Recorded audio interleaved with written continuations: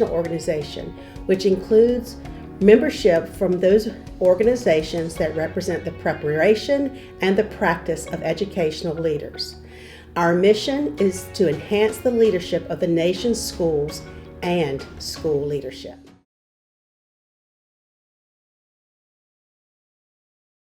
Today, we would like to talk with you about the professional standards for educational leaders. We will spend some time providing you information on how the standards were developed and how the standards can be used to improve your professional practice. It is very hard to reach a goal if you do not have a target.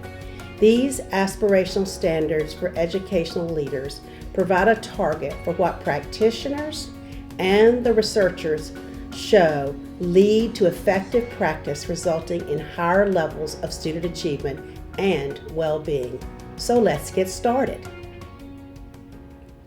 So why new professional standards? The schools that you and I walk in today are different from the schools we attended. They are different from the schools we may gone to or have taught in. They are more diverse, complex, and challenging. The principals we prepare to lead these schools must lead a team of teachers and a support staff who prepare students for the 21st century workplace. They must be politically savvy, entrepreneurial, understand curriculum and instruction, and how to support and grow teachers. They must be leaders of equity, inclusive, and culture builders. They must also understand how to build a team of teacher leaders who are focused on making sure each child is provided the resources he or she needs to be successful. They must be talent managers and advocates for their students and staff. The job is challenging, but the rewards are great. The professional standards for educational leaders provide state policy leaders with national standards that are the foundation for the educational leaders schools need. Our schools need highly effective leaders who demonstrate the kind of leadership described in the PSL standards. PSL is the third set of national standards for educational leaders. In 1996, the Interstate School Leaders Licensure Consortium developed the first national standards for education leaders. The NPBEA secured the funding to develop the standards from the Pew Foundation. In an effort to prevent duplication, the responsibility for the development of the standards was shifted to the Council for Chief State School Officers. The newly formed Interstate School Leaders Consortium consisted of 24 states and members of the National Policy Board for Educational Administration. Together, they crafted the first set of national standards for school administrators that came to be known as the ISLIC standards for school leaders in 1996.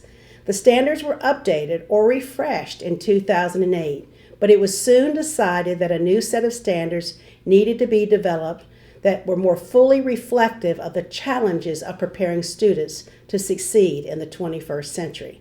This time, the National Policy Board for Educational Administration took a more central role in guiding the development of the new professional standards for educational leadership known as PSL.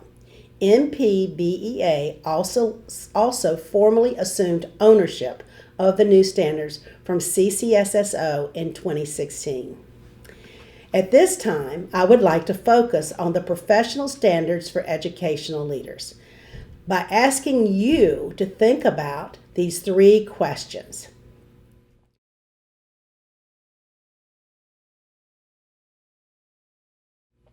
Although the 2008 ISLIC standards were good and 48 states had adopted or adapted the ISLIC standards, society changes. Students change.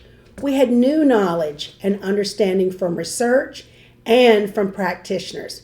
We also learned so much about leadership and the evolution of leadership work. We were seeing a transformation in the educational system and society. So how were the professional standards for educational leadership, PSL, developed? The work was a 2-year process. There was a substantial involvement of the profession, including more than 1,000 practicing educational leaders, participation from members of the professional organizations that included AASA, superintendents, NAESP, elementary principals, NASSP, middle and high school principals, and CCSSO, state secretaries and commissioners.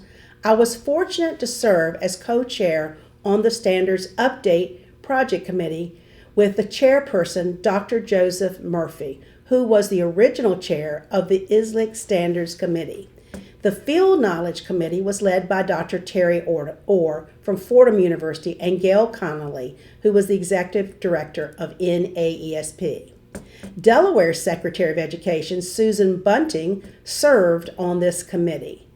The work group for completing the standards was led by Dr. Mark Smiley of University of Illinois and Dr. Beverly Hutton from the National Association of Secondary School Principals.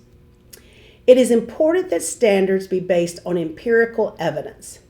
The PSL standards were determined by looking at the research in several areas: educational leadership, educational organization and improvement, curriculum, instruction and learning environments, student learning, school, family, and community relations, equity and social, cultural context. But research alone was not the only thing the committee looked at. The committee listened to the expertise and experience from practitioners, principals, superintendents, and district leaders who talked about their work. The standards were developed using the professional norms and ethics that are so important to the profession. If you want to read more about the standards, there is a 360-page review and discussion of the empirical and ethical foundations of the standards written by the chair of the committee, Dr. Joseph Murphy.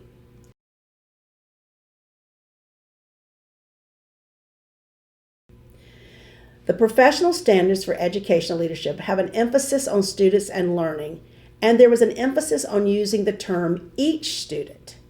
The academic success and broader learning and development and the well-being of children is also emphasized in the new standards.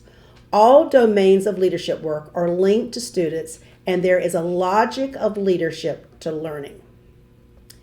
Student learning is at the center of the standards. If you look at the diagram, you can see that student learning is centered to the 4 areas of the standards.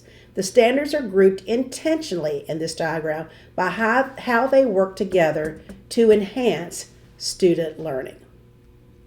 The standards are systematic in design with relationships among and across the standards using the domains and elements described in the leadership work and the leadership roles of educational leaders such as principals, assistant principals, district leaders, teacher leaders. The standards are for all levels of the educational system, including leaders of school and districts. The standards are also inclusive of various contexts where students learn, including the school and community, both urban, suburban, and rural.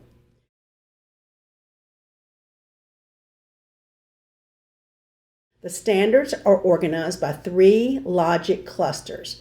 We call them the drivers, the core, and the support. The drivers include Standard 1, mission, vision, and core values. Standard 2, ethics and professional norms. Standard 3, equity and cultural responsiveness. Standard 10, school improvement. The core include Standard 4, curriculum, instruction, and assessment. Standard 5, community of care and support for students. The supports include Standard 6, professional capacity of school personnel. Standard 7, professional community for teachers and staff. Standard 8, meaningful engagement of families and community.